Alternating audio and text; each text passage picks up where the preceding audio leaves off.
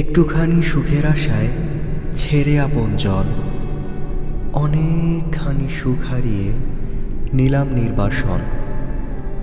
এখানে সব মানুষ চলে আপন গতিতে, তাই এখানে কেউ নয় কারো আপন বলিতে। এই শহরে কেউ তো কারো আপন মানুষ নয়, সদাই যেন একজনে পায় আরেকজনে ভয়। ধনিক শ্রেণী বানায় সদা দরিদ্রকে দাস, মনে সবার বাজে সদাই অজানা এক ত্রাস। মনের কথা মনেই কাঁদে, বলার যে কেউ নাই, অচেনা ভয় কুড়িয়ে মারে আমায় সর্বদাই।